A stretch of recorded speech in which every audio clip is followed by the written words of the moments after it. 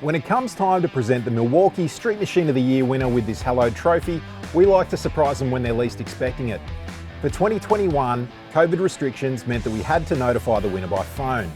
But with COVID restrictions easing in New South Wales today and the engine going back in the car just last night, we're able to catch up with the winner today for this photo shoot and to officially present them with the trophy. That winner is Chad Ribbons and his impossibly cool HD Holden Ute.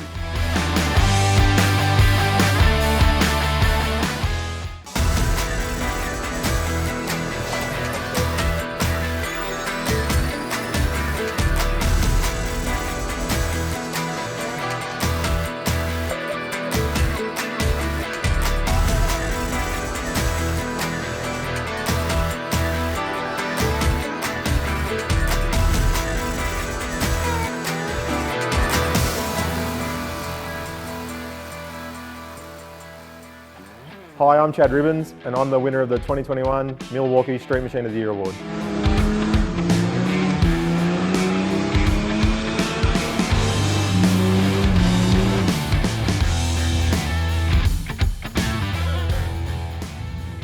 This is my HD Holden Ute. It has 202 in it, triple SUs, Trimatic, all the fruit in the engine. It used to belong to my dad. It was his everyday car for years. And yeah, when he passed away, I decided to tart it up a little bit. Dad was in the cars. He always, as a kid, paddock bashers and everything, and that's what got me into all this. And unfortunately, I lost him, I think it was 5 years ago, coming up to 5 years. He passed away from a heart attack, so I always tell myself to soldier on, he's still with me. Being that it was Dad's car, I sort of built it to how I thought he would have done it, but with my own twist on it. That's why I had to stay Holden 6, he loved them. The gear knob's actually a can of Coke that I made as a gear knob, and the accelerator pedal I got a thong 3D printed because Dad was never ever seen without thongs on. So I just put those few little things, and also the sticker on the windscreen is from Dad's old mechanic business. That sticker's like 25 years old, so just a few little elements just to keep it his, but with my own little twist on it. Dad was a mechanic and always into cars. Always had something. I remember at one time he told me he had 9 EHs in the front yard just because. So growing up, going to work with him and stuff, I think it was inevitable that cars were going to be in the blood. The number plates actually started out as a joke because I was into the mini trucks and that whole thing and put the air suspension in the car, and Dad wasn't really a fan. I think he was deep down. He appreciated them, but he just liked to give us all heaps for it. Yeah, I think he'd be pretty stoked, to be honest. He used to always say to me, yeah, I'll get around to it one day. That's where the colour came from, I'll do the Ute one day, I'll paint the toilet wall green and I'll tidy it up. So yeah, to see it win Street Machine of the Year, I think he'd be ecstatic.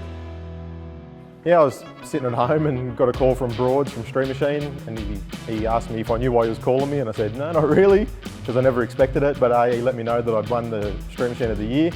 And then while I was on the phone with him, the doorbell rang and my fiance was standing there with the trophy. It was, yeah, it was pretty surreal. I thought my heart was about to beat out of my chest for a couple of minutes there, but I think it's sinking in now, like why you guys are here and everything's happening. Yeah, for a while I just felt surreal. I just didn't really believe it. But then every time I walked upstairs and saw the trophy, it was that little reminder. I was just stoked to be nominated, really.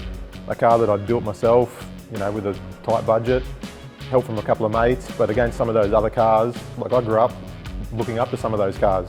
The whole build cost me $6,000 because I just thought I'd do everything myself.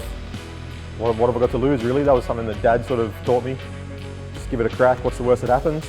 So I think that, yeah, that might have been what a lot of people were related to. Just gave them sort of an insight on what they could do themselves if they just had a crack. Yeah, so when I received the call to say that I'd won, the engine was actually out of the car.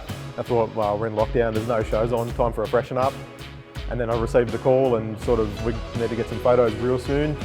So yeah, a good friend of mine, Rob at Shorty's Performance, he pulled through and did some real late nights. And we got the engine back together literally today.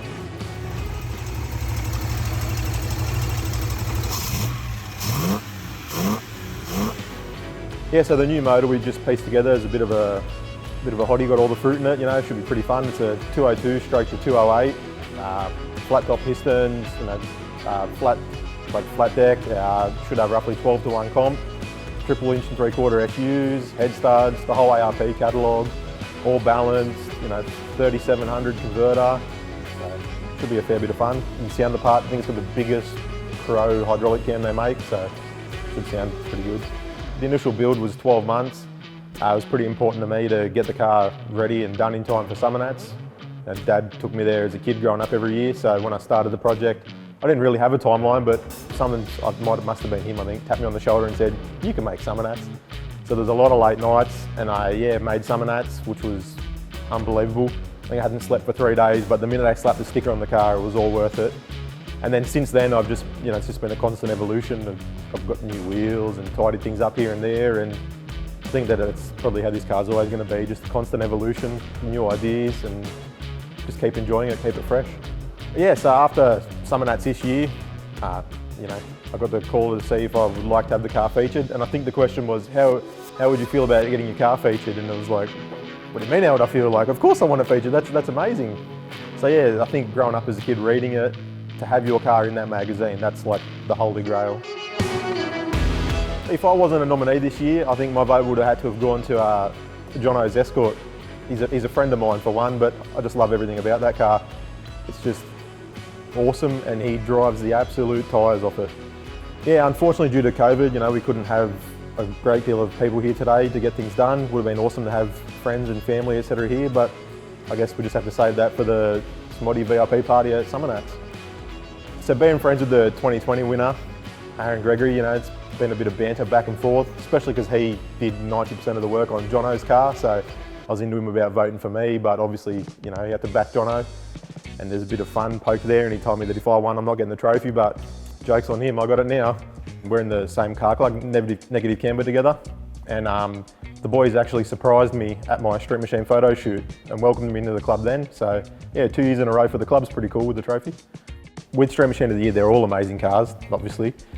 But yeah, I think I personally, out of a lot of them, I think probably Darryl Macbeth's FJ or maybe Ron Barclay's HQ Ute, because they were just clean, simple, not over the top, just nice and tidy cars that you could drive anywhere at any time. I sat down actually the night that I got the trophy and was just reading through the names, and I actually Googled the Smoddy Hall of Fame and was just looking at the photos of the cars, and growing up reading the magazine as religion basically. Seeing those names and being a part of that is, it's a really special feeling. The $20,000 from Milwaukee will definitely come in handy. I've got all sorts of great ideas of what I'd like to do to the car, but I think the fiance thinks the smart thing would be to put it into a house and for our future, so probably have to do that just to keep her happy. She lets me play with the cars, so. Having taken on the competition this year in my eyes as the underdog, I think for next year's people that may be nominated, all I have to say is give it a crack. You've got nothing to lose. I didn't expect it, but here I am. To be honest, because I didn't think I had a shot, I thought, I may as well use social media to my advantage and just blast it everywhere and hope for some votes, and it worked. So I think I annoyed everybody, but it was worth it in the end. I'd really like to thank Street Machine first of all, and Milwaukee for putting up the prize money and supporting this great cause, but also, I suppose, first of all, my family for letting me get away with this, my fiance especially. I don't know, she hasn't killed me yet, but no, my friends, they've helped me out a lot, whether it be little things here and there. All the guys and girls in Negative Camber, they've been a great support. Rod from Rod's Custom Restorations, he did the paintwork for me. Robbie at Shorty's Performance, if it wasn't for him, the engine wouldn't be in the car.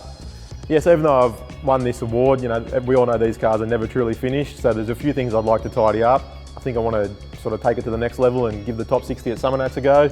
But after that, I just intend on driving it and enjoying it as much as I can. That's what Dad would have wanted, and that's what I think I will need to do with it. Well, that's a wrap on Milwaukee Street Machine of the Year for 2021. Congratulations again to Chad Ribbons on his win, as well as all the other finalists for a bunch of beautifully turned out cars. Thank you to everyone who voted at smoddy.com.au, and thank you to Milwaukee for their valued support of this all-important award. To read more about Chad's win, grab the December issue of Street Machine magazine or head to streetmachine.com.au.